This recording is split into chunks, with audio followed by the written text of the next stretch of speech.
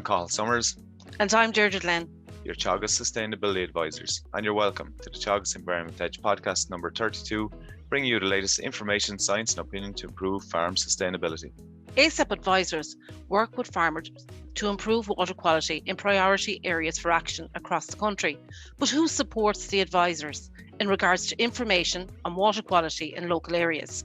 Catchment scientist with the local authority's water programme, Dr. Philip Murphy, joins us to discuss his role supporting ASSAP and how his work can help solving our water quality issues.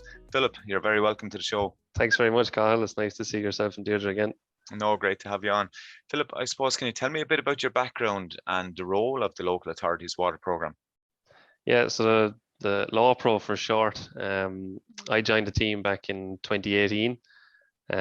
Originally, it was a team of community water officers that spent a lot of their time engaging with local community groups. But in 2018, they set up a scientific team and I joined them. And there we were involved in the catchment assessment approach for water quality. We're a shared service that works between different agencies and we're governed by both Tip and Kilkenny County Councils. There's a difference as well, isn't there? The normal local authority people that I suppose farmers will be used to will be the ones that come on and do inspections, but you're not like that, are you? Yeah, exactly. So this was I suppose a brand new section set up at that time, and it's purely based on environmental assessment and advisory. The previous environmental sections, which obviously still exist, are separate to us. I suppose originally when the ASSAP program came out first as well, we did a lot of training together to see, and get an understanding of what your role is as a scientist and what our role is as an ASSAP advisor. So I suppose that was a good grounding, an introduction to each other and how we worked as well. That was actually quite exciting back then as well, Deirdre, because that catchment science approach wasn't implemented so much on the ground. And so both the advisors and scientists were kind of getting a good hold on this whole picture approach that comes with catchment science. So that was because they're rerunning some of those courses at the moment. So we're trying to re-spark that interest that we had back then as well. Yeah, with all the newbies. Yeah, just on that, Phil, will you explain to us exactly that new catchment approach, what we were doing, say, 10, 15 years ago compared to this new catchment approach? Yeah, so the catchment science approach, although it's not a new scientific phenomenon, it's being implemented for the first time really, or at least at this scale through this program that I'm involved in. It takes into account all the land use pressures and land use that goes on in a catchment of a water body. So it's different to just monitoring water quality results and responding to immediate pressures and that. It's kind of a bigger catch-all approach that takes into account differences between water bodies and difference between land uses. The whole idea is really untangle that so you're getting the most significant pressure that could be affecting water quality. Could you tell us a little bit, Philip, about the whole process of how you do your job? Like, how were the water bodies in the PEAs, say, for example, how were they selected? And what's the process from there? So the whole idea of it is to get as much targeting to the right issue in a river, starting from the top. So the EPA will be monitoring at a national level.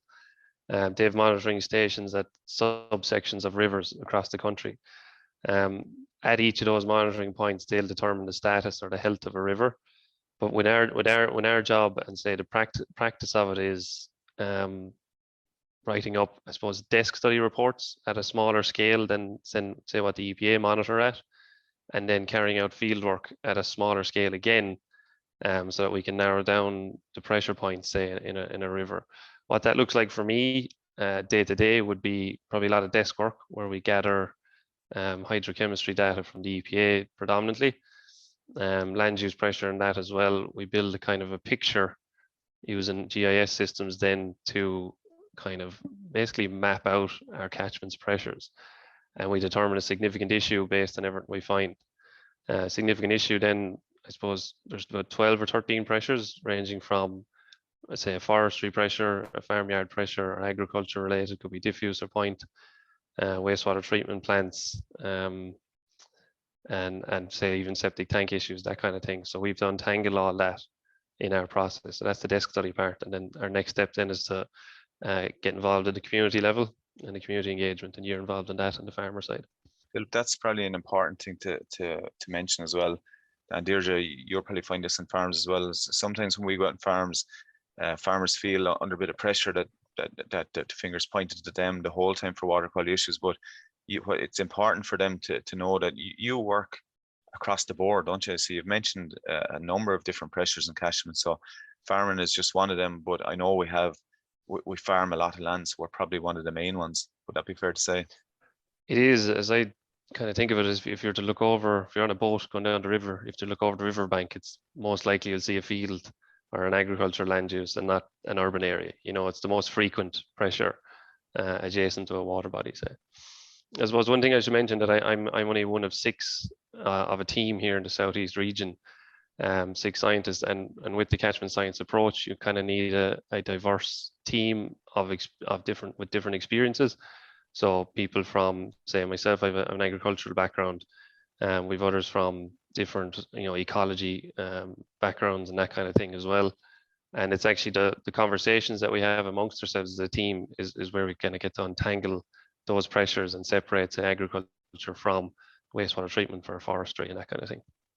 So once your field work is done then, Philip, and from that we get what are called referrals from you. So what are the referrals based on, or how do they come to the advisors? So the referrals are based on evidence of impact in a water body. And like I said, we're trying to target it as much as we can. So we may narrow it down to a stretch of river. It could be 1 kilometre long or 10 kilometres long, but we would narrow it down from the full subsection of a river. That evidence is based on, say, our kick sampling. It looks at the invertebrates in the river, and our chemistry sample and other environmental indicators as well. The referral document then is basically a synopsis of what we found, and say we'll submit that to the agency that the pressure is relevant to. In the case of agriculture, then we'd submit it to the advisors like yourselves with a kind of a targeted area where we think measures would be implemented and we get the best response in terms of improving water quality. Just come back to that referral, Phil. When you have your desktop study done and you have your information in front of you, how do you make it to that referral stage?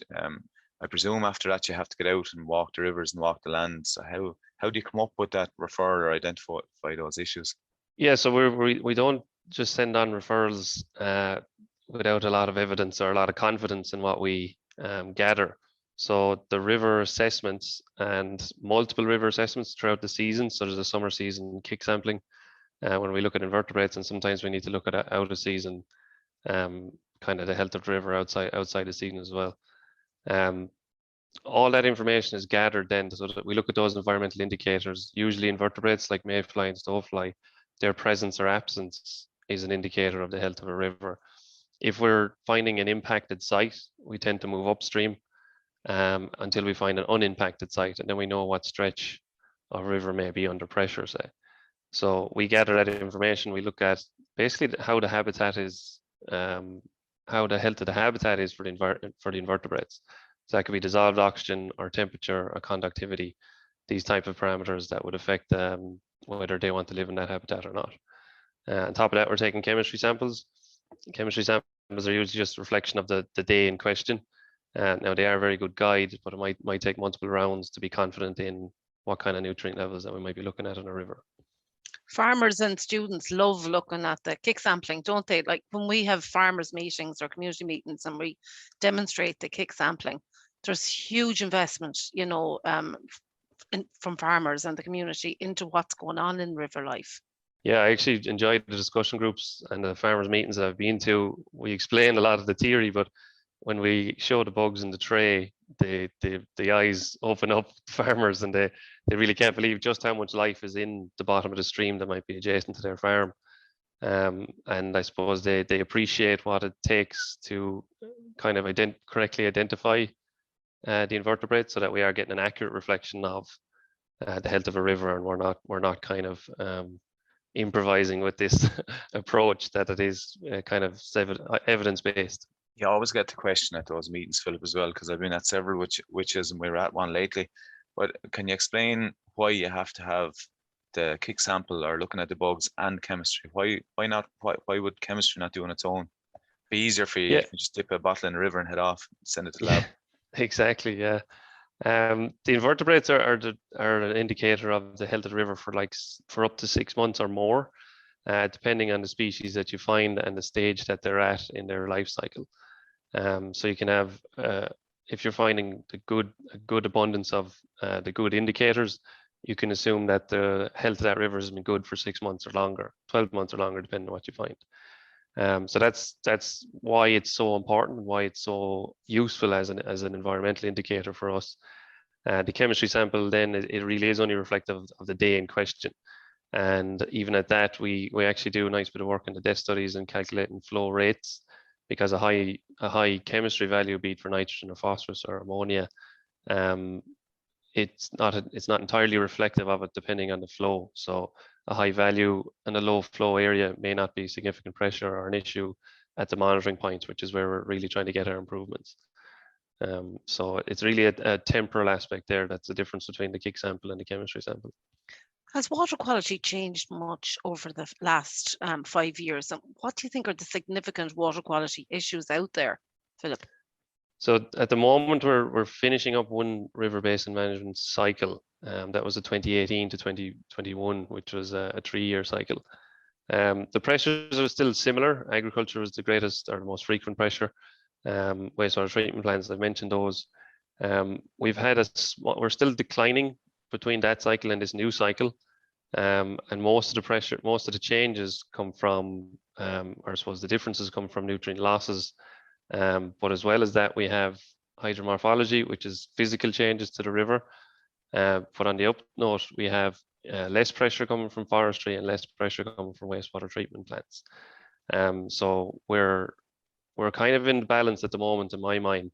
But I think with the investments, and it's hard to see annual improvements in any way at water quality, the investments we're putting into this program and even the ASSAP program, I think we can start to see an upward tick if we can keep it up.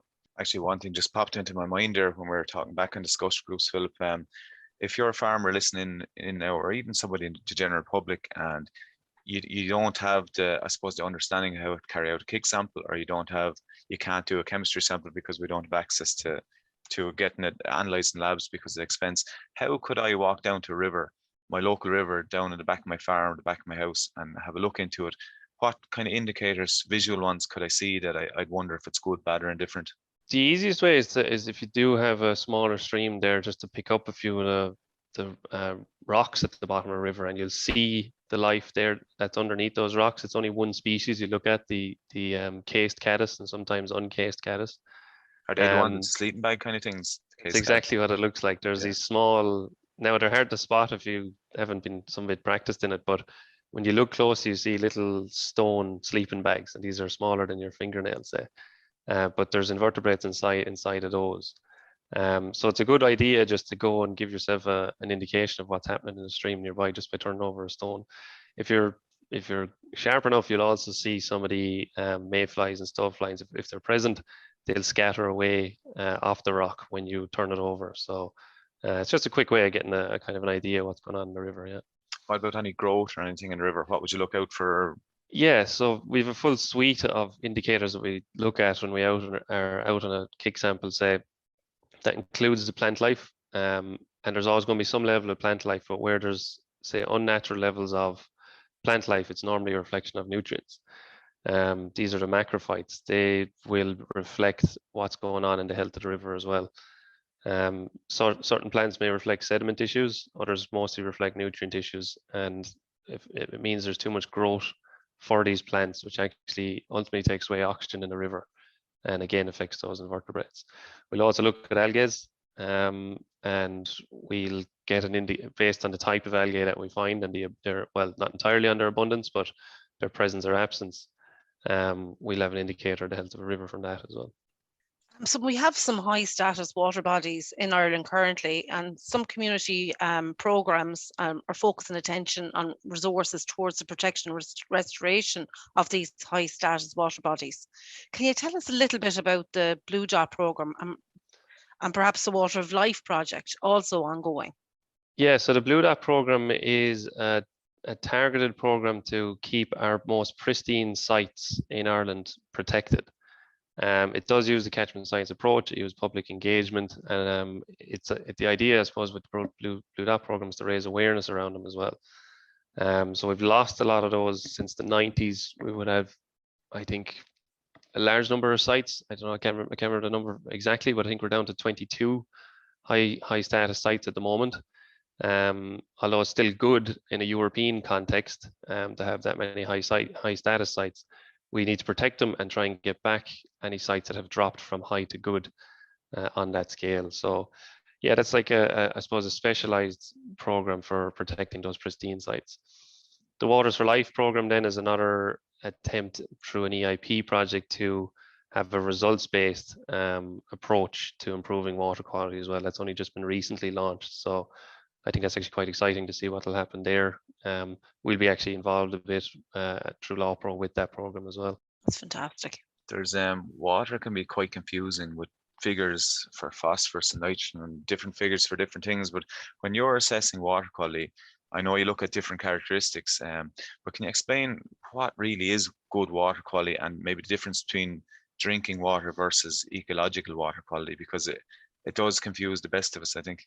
Absolutely. From our perspective, we're looking at the health of the river from a catchment scale. So it's those environmental indicators that are most important. So those invertebrates and the bugs in the river. So we'll have our own thresholds for, say, nitrogen, phosphorus, and ammonia that we want to keep nutrient levels underneath where we can, and to reduce excess nutrient entering the water body. So we have our thresholds for those. When you're looking at it from a drinking water perspective, what it means is it requires more money and resources to clean the water for drinking water when it is, say, impacted or polluted. That's the difference. And ultimately, it'll all cost us more if we have to deal with more impacted sites or deal with reducing pollution as well. So the differences, there are differences in standards, say, between drinking water and, say, just river water quality as well. And we need to distinguish between those as well, depending on, say, what stakeholder we're dealing with or what agency we're collaborating with. Yeah, I think for the likes of us down here in the southeast, where I suppose nitrogen is problematic and it's been highlighted a lot. The humans like us, we can take a lot more, I suppose, concentration nitrogen than the bugs in the river, can't they? Yeah, and in fairness, the nutrient levels don't directly impact the bugs in the river, but it's the plant growth that the nutrients feed. So we don't want to be feeding the wrong crop. We don't want to be feeding the crops in the river through nutrient loss. We want to keep those nutrients in the soil if we can. Especially with the price of fertilizer at the moment. Exactly. Good analogy, Philip. Yeah. Just on that, Philip, I suppose you mentioned let's start working with ASSAP advisors, and myself and Deirdre are ASSAP advisors, and the different skill sets we bring to the table. We know the service we provide to farmers in helping to reduce water quality in priority areas for action is confidential service. So like myself and Deirdre, we discuss with farmers, nothing leaves the farm gate, but you're there providing a lot of information to us. How are you finding working with ASSAP advisors? I suppose we're coming from different areas where you're looking at purely science-based environmental stuff, and you have a group of 20-30 ASSAP advisors who predominantly would have advised on dairy, beef, tillage, sheep over the last 20 years.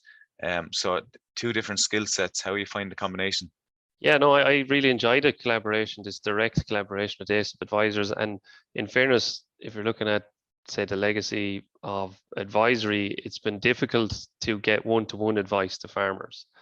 And ASSAP has that, to have the opportunity to do that, which I think is very invaluable to farmers. And you can see that at the discussion groups and the talks that we've hosted together. Say, their interest level and their one-to-one advice, it really pays off.